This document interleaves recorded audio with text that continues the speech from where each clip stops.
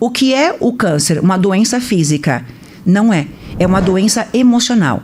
O câncer, ele é criado no corpo emocional. São as emoções disfuncionais que causam e criam o câncer. Ah, mas a minha mãe tinha e é hereditário. Mentira. A ciência já provou, através da epigenética, que não necessariamente, mesmo que você tenha predisposição a uma doença genética, ela só vai ser criada se você ativar aquela emoção que cria a doença. Bingo. Então não importa, é hereditário, não interessa, é genético, não interessa.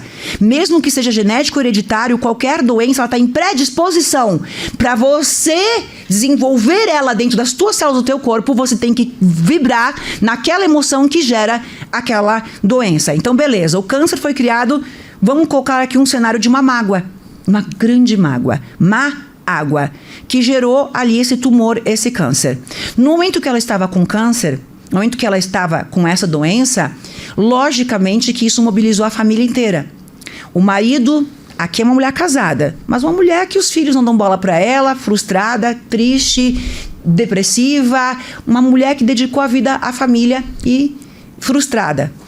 E aí, a partir do momento que ela está com câncer, aquele amor que ela procurou sentir a vida inteira do marido que não dava atenção, só trabalhava, dos filhos, no qual ela dedicou tanto para eles, aquele amor começa a acontecer. O marido começa a chegar antes em casa. Os filhos estão almoçando e jantando com ela todo final de semana, afinal de contas ela está com câncer.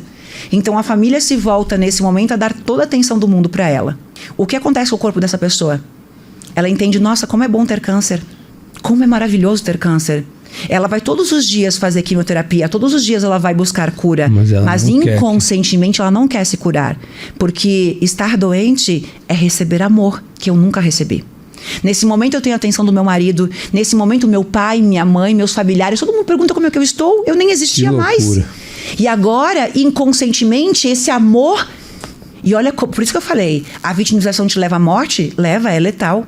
Se eu não entender o que está acontecendo comigo, porque conscientemente eu quero a cura, inconscientemente eu quero amor. E para eu ter amor, eu tenho que estar doente. E quanto mais eu estiver doente, mais amor eu tenho. E quanto mais eu piorar, mais amor eu tenho, mais atenção eu tenho, meus filhos estão aqui. E isso, então, te leva à morte. Porque, na verdade, você não quer a cura. Você quer estar doente, porque estar doente e continuar doente te leva a receber amor. Aqui tem um outro quadro pra gente finalizar, Vini, que é pior do que esse. Quantos Instagrams existem de uma criança doente e os pais postando a vida de doente daquela criança? E aqui eu sei que vai ter treta, tá? Aqui eu sei que os comentários eu vou ser atacada. Vou te contar 2 histórias pra você entender. Quando meu filho esteve doente, para quem não conhece a história, eu salvei a vida do meu filho, e assim começa todo... Para que eu estudei tanto? Porque eu queria ajudar as pessoas? Não, eu não... Não. A Elaine... Como é que ela tem todo esse conhecimento? Ela queria salvar o mundo? Não, gente, eu não queria ajudar ninguém. Durante parte da minha vida, tudo que eu estudei, eu era a única pessoa no mundo que precisava de ajuda. Tudo aquilo que eu estudei foi para salvar a vida do meu filho. E no meio do caminho eu descubro que salvar a vida do meu filho era curar a mim primeiro. Porque eu carregava a culpa por ele estar doente. A culpa que eu sentia. Vini, eu olhava para o meu filho. Pensa meu filho bebê. O meu filho foi rejeitado. Meu filho foi rejeitado na gravidez. E ele nasceu com vários problemas de saúde. E o principal e o pior deles, ele nasceu com hipertonia. É aquela criança que ela é toda dura. Ele fez fisioterapia até 2 anos de idade. E foi assim que ele caminhou. Se eu não tivesse condições de fazer fisioterapia, meu filho talvez hoje tivesse uma cadeira de rodas. E o meu filho não dormia. Meu filho não dormia, ele não fechava os olhos. Pensa um bebê que dorme 24 horas por dia e fica 1 minuto acordado. O meu filho ficava 24 horas por dia recém-nascido acordado e dormia 1 minuto. Ele nasceu com um distúrbio do sono. E eu pegava o meu filho no colo e eu olhava pra ele. E eu andava pela casa que nem uma louca, eu tinha depressão suicida. Eu andava pela casa que nem uma louca, olhando pro rostinho dele dizendo, me perdoa, me perdoa, me perdoa, me perdoa, me perdoa, me perdoa, me perdoa. De uma forma... como se fosse uma louca. Eu acho que eu repetia 10 mil vezes por dia, me perdoa. Eu não tinha consciência que eu tenho, logicamente. Eu era, de fato, uma vítima. Eu era uma pessoa falida, vítima de merda, vingativa. Eu era a pessoa que estava ali vivendo aquela consciência de que muitos estão nos assistindo. E aí eu começo a estudar, eu quero despertar, eu quero curar o meu filho. E uma parte disso que me levava a querer me curar era o fato de, aos 16 anos de idade, como eu já contei aqui, eu ter lido um livro. Com 16 anos de idade, eu li um livro sobre o poder da mente. Então, o meu conhecimento sobre o poder da mente vem desde os meus 16 anos de idade. Que eu li um livro, e aquele livro, O Poder Infinito da Mente, de Lauro Trevisan, que é um padre de Santa Maria, Rio Grande do Sul. Quando eu li aquele livro, eu compreendo que a vida é desse jeito, que a mente cria a realidade. E eu passo a viver a minha vida desse jeito. Então, se eu estou vivendo essa situação com meu filho, a pergunta que não calava dentro de mim era: o que eu estou fazendo de errado? Porque positiva eu era. Positiva eu era. Mas eu não sabia.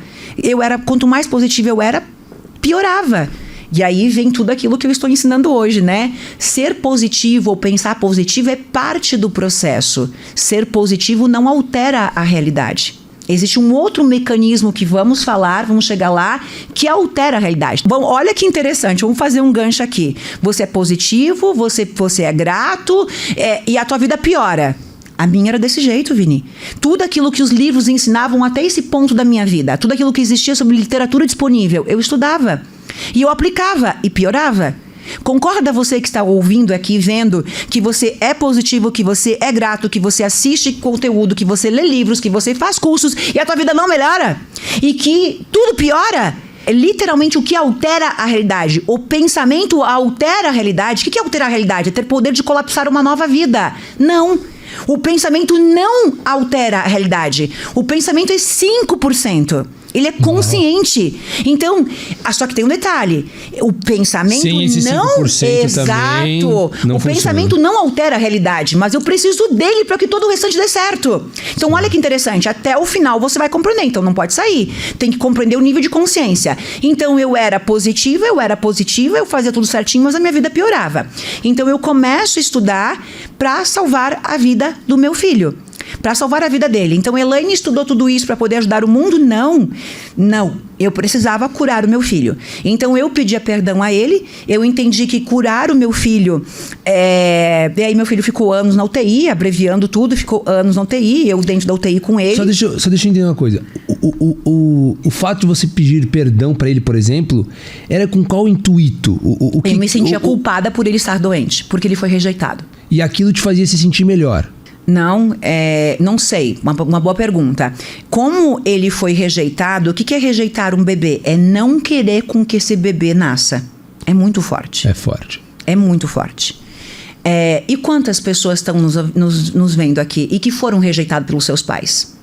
E que carregam essa mágoa e esse ódio dos pais? Ou rejeitaram os seus filhos? Mas olha que interessante, isso é uma cura muito grande que eu vou falar agora. Durante muitos anos, eu carregava a culpa. A culpa de ter rejeitado meu filho me levou a uma morte em vida. Me levou literalmente a uma morte em vida, uma vida completamente destruída, uma depressão suicida, uma vida de passar fome com eles, porque eu carregava a culpa. Não é o fato de ter rejeitado o meu filho. É o fato da culpa que eu carregava. Qual é o comportamento, como age quem vibra na culpa? Automutilação, autodestruição. Concorda que se você se sente culpado por algo, você tem que destruir aquilo? A quem vibra na culpa, se sente culpado por algo, imagina, cara, vamos lá. Não, só de você falar isso assim... Nitidamente dá pra perceber que é impossível prosperar num cenário desse. Não tem como. É muito discrepante. Não, porque o processo... Assim, nós temos uma consciência, culpa, 30 Hz. Mas qual que é o processo de vida dela? É autodestruição, é punição. Punição. Vamos imaginar um cenário de marido e mulher? Pra quem dói mais? Quem foi traído ou quem traiu? Pra quem? Essa pessoa que destruiu uma família, que carrega uma culpa dentro dela... Ela não vai mais conseguir se reerguer na vida, em nenhum relacionamento. Então, nesse caso, se perdoe, lógico. A culpada é mais forte do que a vítima, muito que foi a que foi traída. Meu Deus. Tá. A não ser que essa pessoa A culpa. Nós estamos falando de culpa, não o cara que traiu a esposa. O psicopata lá e... A culpa. Porque assim como a culpa te leva à autodestruição. Essa pessoa não consegue mais se reerguer. Porque ela se sente culpada pelo filho, pela família, e ela errou. Ela traiu, ela perdeu tudo. Agora ela tem que destruir tudo que chegar na vida dela. Então a culpa te leva a um processo de autodestruição. Você vai destruir tudo que chegar. Você tem que acabar. Se o dinheiro chegar, você destrói. Se chegar um relacionamento, você não se sente merecedor. Você se sente culpado por ser feliz, por estar feliz, porque você tem que morrer mesmo, você tem que sofrer mesmo. A culpa é muito perigosa.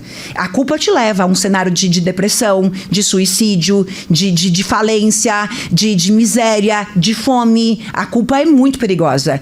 E aí, automaticamente, o que você tem que fazer? Só existe um caminho, é o perdão. É o auto-perdão. Olha como tudo é lindo e volta lá pra Bíblia. Então, ali eu precisava me perdoar. Então, vamos só fechar aqui, que é como que eu consegui curar essa culpa? Tem um ponto aqui que é muito lindo, que toda vez que eu falo, cura muitas pessoas. E eu vou fazer questão de falar nesse podcast, porque eu vou libertar muita gente que está nos vendo, nos assistindo, desta culpa. Eu me culpava por rejeitar o meu filho. Me culpava muito, a ponto de pedir perdão para ele, né? De dizer, filho, me perdoa. Só que o que eu não sabia é que nenhuma mãe no mundo rejeita o seu filho. Eu não estava rejeitando o meu bebê, o meu Arthur, que é minha vida. Eu dou minha vida pelo meu filho. Uma mãe não rejeita o seu bebê. Uma mãe rejeita aquela situação que ela não tem capacidade, consciência de enfrentar. Quando eu me vejo grávida, não era o meu bebê que eu não queria. Eu não queria estar grávida. E isso tem uma longa diferença. Ao mesmo tempo que é a mesma coisa. Mas é uma consciência muito diferente. A mãe que rejeitou você não foi o bebezinho dela, não foi o filho dela que ela rejeitou. Ela rejeitou aquela situação que ela não sabia enfrentar. Uma mãe, uma menina que engravida e que rejeita seu bebê, talvez aborta seu bebê. Era o bebezinho que ela não queria? Era o seu filho que ela não queria? Não, é impossível. Era o medo de ser espancada pelo pai. Era o medo de ser mandada embora de casa. Era o medo daquela realidade que ela tinha que enfrentar. Uma mulher que está se separando num relacionamento ruim, com uma pessoa ruim, e de repente ela se vê grávida. Ela rejeitou o seu bebezinho? Ou ela rejeitou aquela situação que ela está vivendo, que ela não dá conta de conseguir lidar? E realmente isso é muito libertador. Eu vejo quantas pessoas me dão depoimento de que mantinham ódio, Vini, da sua mãe por 30, 40 anos. Imagina que eu odeio a minha mãe e não falo com a minha mãe porque ela me rejeitou há 30 anos. E de repente você descobrir que a mãe é tão vítima quanto você. A mãe não rejeitou você. A tua mãe rejeitou aquela situação que ela não sabia como enfrentar, não sabia como lidar, não tinha consciência, não tinha sabedoria, não tinha conhecimento, nem ajuda. E talvez ela entendeu que te rejeitar ou te abortar, ou seja o que for, te dar para alguém, porque talvez seja esse o caminho que seguir da tua vida. Era a única forma que você tinha de sobreviver. Então imagina uma mãe que deu o seu filho. A tua mãe deu você porque ela não queria você? Impossível! Impossível! O filho é parte de você, é um membro, é como cortar um braço teu. Pensa arrancar um braço teu, arrancar um filho de você, é isso. E talvez os homens não vão ter consciência para compreender, embora sim, o amor não é diferente, mas tem um vínculo diferente, uma vez que é gerado dentro da mãe. Então, a mãe que dá um filho, a mãe que coloca o filho na lixeira, cara, como julgar essa mãe? Quem consegue compreender a consciência, o medo dessa mãe, o não entendimento, a não consciência, a não compreensão, e talvez ela entender que a única forma que esse bebê tem de sobreviver é dessa forma, ou ela de sobreviver. O que leva ela a agir isso não é o que nós vamos julgar. Não é o que nós vamos aqui avaliar. Não estamos avaliando uma mãe horrorosa, uma mãe que merece morrer, porque esse é o julgamento da sociedade. Esse é o julgamento. Nossa, que monstro é esse? Mas alguém está dentro dessa mãe compreendendo o que fez com que ela agisse? Olha como é olhar de um outro ângulo. Por quê? Porque aqui quem está nos vendo, nos assistindo, que julgou o massacre, a vida alheia, uma vida toda, agora ela sai do julgamento. Para eu sair do julgamento, eu tenho que me colocar no lugar do outro. Essa pessoa é um monstro mesmo? Imagina que antes do podcast, olha o nível de consciência incrível desse podcast, Vini. Imagina que minutos antes do podcast, todas as pessoas que estão aqui assistindo, imagina uma notícia, tá? Olha como é lindo o nível de consciência que a gente chegou. Imagina que saiu uma notícia no país. Bebê é encontrado na lixeira. Vamos para uma coisa bem cruel. O que nós pensaríamos? Nossa. Que monstro. Perfeito. Que monstro é esse? É a primeira coisa que vem na cabeça. O julgamento. Viu como eu julgo? Viu como eu julgo? Primeiro, eu sou julgadora mesmo. Eu não apenas vou julgar, como vou verbalizar, como vou mandar WhatsApp, como eu vou ligar pras pessoas, como eu vou falar pra todo mundo. Encontrei alguém, eu vou falar, tu viu o que aconteceu? Tu viu o que aconteceu? E aqui eu tô criando a minha realidade. Aquele ódio que eu tô sentindo tá criando a minha realidade. Agora, as pessoas estão entendendo primeiro sobre o não julgamento. Isso é bíblico. Isso é bíblico. Eu tiro o julgamento alheio. Alguém se colocou... Quando eu vejo uma notícia dessas, Vini, com a consciência que eu tenho... Sabe o que eu fico pensando? O que ela estava pensando? O que passou na cabeça dessa mãe. Meu Deus, as pessoas têm consciência do que... O que essa mãe está sentindo, o que essa mãe está passando, o que leva ela a fazer isso, o ato de desespero dela para fazer com que essa mãezinha haja dessa forma. Mas vamos voltar para cá. Olha como é incrível o nível de consciência que eu nunca havia percebido. Porque o nível de consciência baixo vai julgar, massacrar essa mãe. Quanto maior o nível de consciência, isso é apenas uma metáfora, é apenas um exemplo, uma metáfora, para a gente apenas compreender sobre o julgamento e a compreensão muito além daquilo que a gente aprendeu até agora.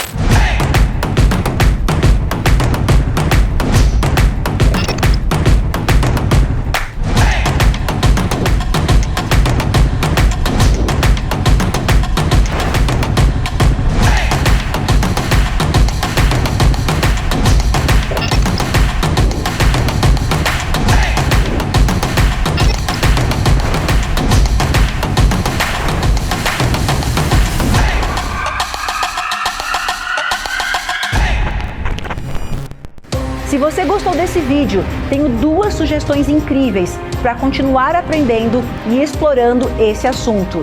Tenho certeza de que elas vão te ajudar a enxergar ainda mais possibilidades. Um beijo de luz, amo você!